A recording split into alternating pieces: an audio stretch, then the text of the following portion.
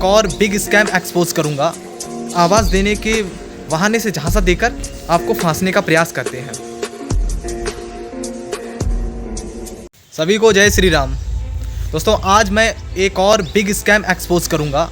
ये एक real life example है, क्योंकि अभी मेरे ही दोस्त के साथ एक बहुत बड़ा स्कैम हुआ है और ये स्कैम रियलिटी में हर किसी को थोड़ा चौंका देगा और थोड़ा घबराने वाली बात है।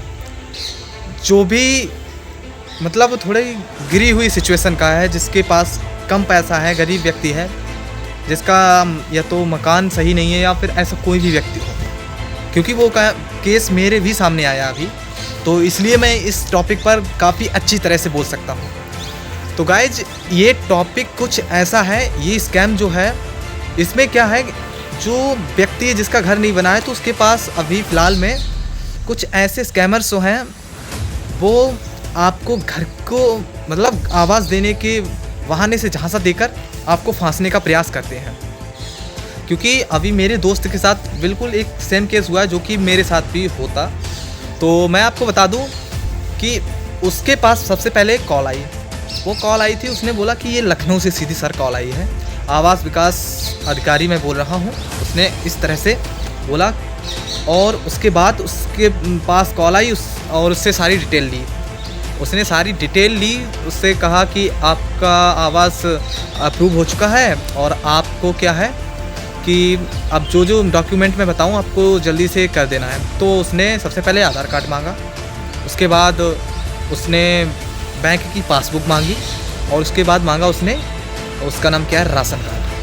उसने राशन कार्ड मांगा नहीं, बल्कि उसमें मैच करने के लिए सिर्फ उसने आधार कार्ड मांग लिया था पहले, बस। उसने कहा कि सर आपका अप्रूव हो गया, अब मैं जैसे जैसे आपको बताऊं आपको कंफर्म करना है आपका राशन कार्ड। तो उसने जैसे जैसे जो अंक बोले राशन कार्ड की उस दोस्त के, उसके सेम अंक उसके पास जो राशन कार्ड था सेम थे टोटल। यानी कि उसके जो स्कैमर था उसके पास उसका डेटा पूरा कंप्लीट पहले से ही था।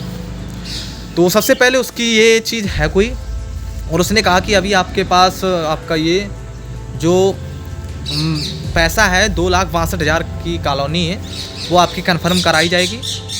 तो मैं आपको अभी बताता हूँ, कॉल करूँगा, तो आप तब तक अपनी माँ को बैंक भेज सकते हो।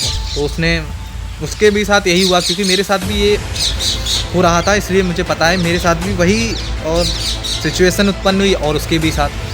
तो उसने उसके बाद घर भेजा और माँ को बैंक भेजा, और भेजने के बाद उसने वो कहेगा दूसरा, जब बैंक मैनेजर की तरफ से ऐसा कहेगा कि मैं बैंक मैनेजर बोल रहा हूँ, और बैंक मैनेजर वो आपसे इतनी कॉन्फिडेंटली बात करेगा कि आप सोचो कि ये रियल है।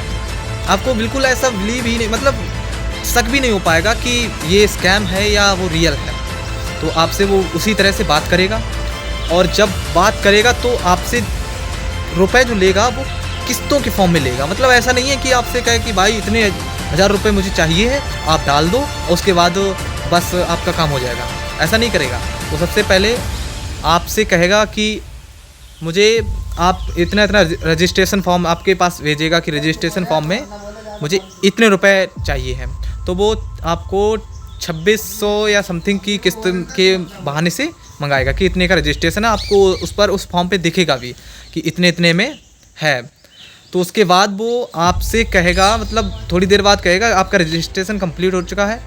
अब आपसे पूछेगा कि ऐसे ही कि आपने कभी इतने इतने रुपए डाले हैं। भाई आपको पता होगा कि जिसके पास रुपए नहीं होंगे वो कहाँ से 1-1.5 लाख 2 लाख रुपए अपने अकाउंट में डालेगा। तो आप साफ साफ मना कर दोगे कि अगर होता है बाई चांस हम लोगों ने डाले होते तो हम पहले से ही घर या बनवा दे होते, तो कॉलोनी की हमें ज़रूरत नहीं पड़ती। तो इसी वजह से फिर उसने भी कहा कि नहीं।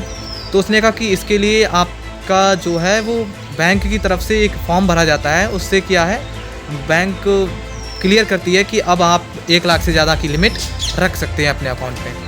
तो फिर वो कहेगा और आपसे कहेगा इतने इतने रुपए और ज़रूरत है। फिर आपसे किस्त के किस्त की तरह फिर से या तो 2,800 रुपये मांगेगा या 2,600 मांगेगा। तो वो पहले वो मांगेगा और फिर उसके बाद फिर कहेगा इतने रुपए और चाहिए। यानी कि समथिंग 8 से 9,000 रुपये के बीच में आपसे वो पूरे रुपए ले लेगा और आपसे कहेगा बस सर आपका, ऐसा नहीं कहेगा कि वो मैं वापस करूँगा या बाद में, ऐसा बोलेगा कि बस इतने सेकंड के लिए या फिर इतने मिनट के लिए आपको जमा करना है, आपको तुरंत वापस मिल जाएगा। इस तरह से आपको फंसाएगा, आपको लगेगा ये रियल है, पर आपको क्या है, झांसे में नहीं आना है, आपको उसके चक्कर में नहीं पड़ना है।